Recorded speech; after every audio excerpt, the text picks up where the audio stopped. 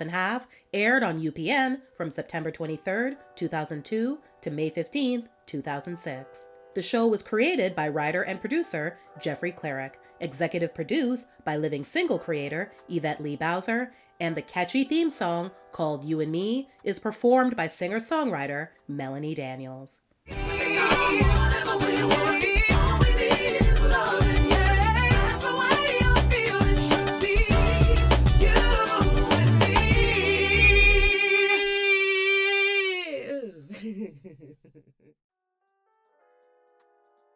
It focuses on the lives of two paternal half-sisters, Mona and Dee Dee Thorne, played by Rachel True and Essence Atkins respectively, who didn't grow up together, but now that they're adults in their 20s, are working on having a close relationship. It all gets kicked off when they both move into the same San Francisco apartment building. Eldest sister Mona is the daughter of Phyllis Thorne, Charles Thorne's first wife, played by Thelma Hopkins. Phyllis and Charles divorced when Mona was a small child. Dee Dee is Charles' daughter from his second marriage to Deirdre Big Dee Dee Thorne, played by Valerie Pettiford. Charles and Big Dee Dee are also still currently married.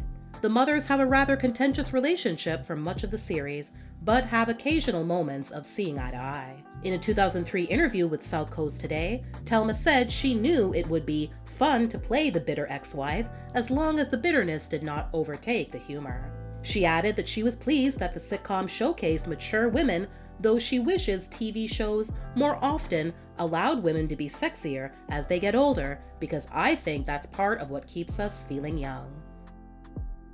Initially, Mona, a record company executive, resents law school student Dee Dee because Dee Dee grew up in a world of privilege, as well as received more time and attention from their father, while Mona and her mother struggled financially. So naturally, due to their polar opposite upbringings, Mona tends to be more street smart and cynical versus Dee Dee, who's more optimistic and naive.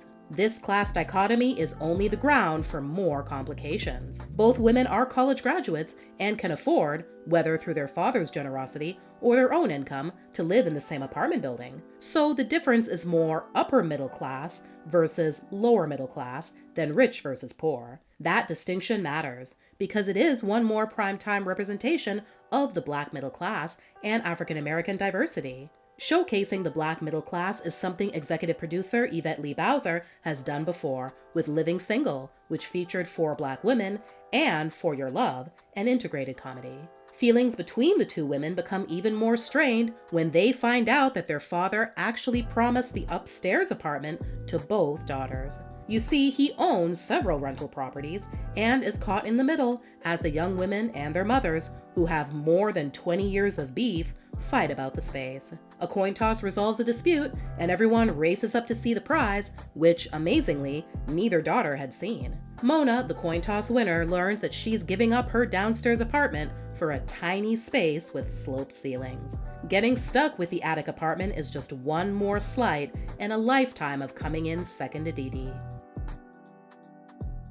Everything ends up working out in the end though, with Mona deciding to keep her original apartment on one of the lower floors and Dee Dee taking the attic.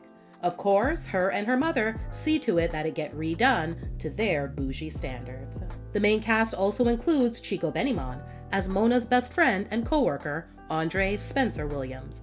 They've known each other since their college days. Although their relationship turns romantic at one point and doesn't work out, they continue to remain good friends. And lastly, Alec Mappa as Mona's openly gay assistant Adam Bennett. He's nosy, gossipy, constantly hits on Spencer, and never misses an opportunity to insult Mona's fashion choices.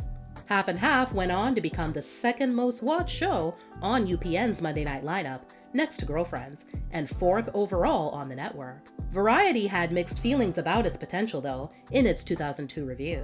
UPN has the opportunity to achieve crossover success with Half and Half, a family sitcom that, like ABC's My Wife and Kids, explores universal experiences through a predominantly Black cast. But that opportunity could easily slip away if the writers continue to indulge in sex jokes and femme cliches that blanket the series' debut. Just when it appears to be off to a sophisticated start, ill-placed references paired with an overzealous laugh track jar viewers back to the land of mediocre TV. Sadly, like many shows before and after it, Half and Half ended up leaving the air abruptly.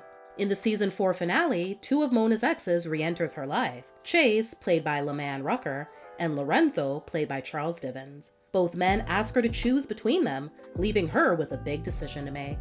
The whole episode centers around Mona trying to make the right choice. Finally, she settles on who she will pick. Toward the end of the episode, she calls the man she chose. While on the phone, she says, "I finally know where my heart is. You're the one that I want to be with." But viewers never got a chance to see who she chose. The series was canceled after that 4th season and wasn't renewed for a 5th. The sitcom was on the WB's first draft lineup in the spring of 2006, but it ended production due to the CW's contractual obligation to resume shows like Reba, All of Us, and The Game. Ultimately, Half and Half got lost in the UPN-WB becoming the CW merger and was never picked up for another season, leaving many fans with that unsatisfying cliffhanger.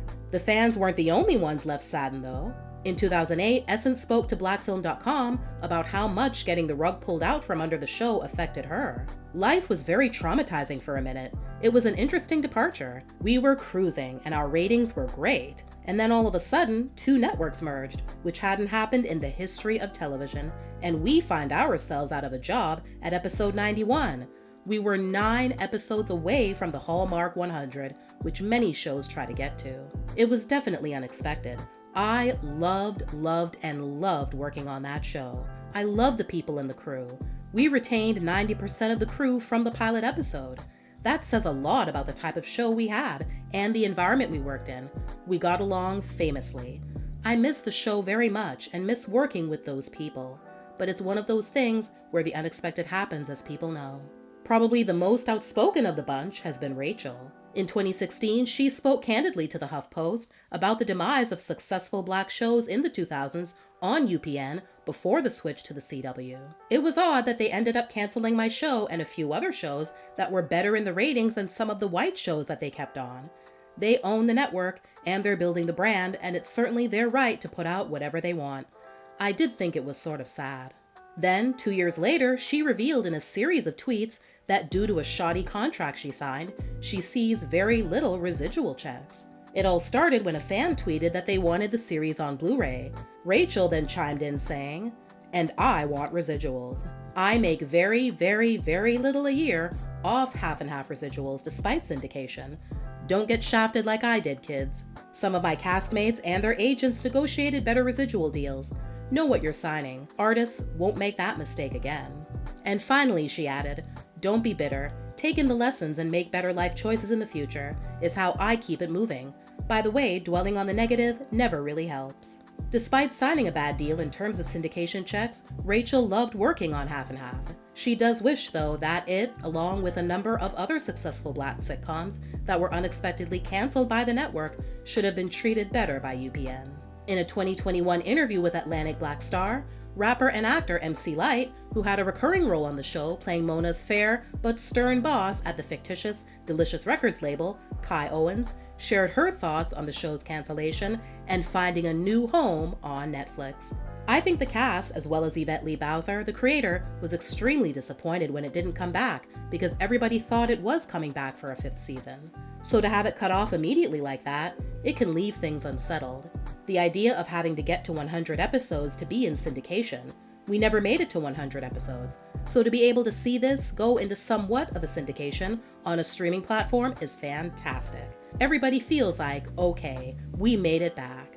While Half and Half was removed from Netflix in 2023, it is currently available to stream on Paramount Plus and Amazon Prime Video.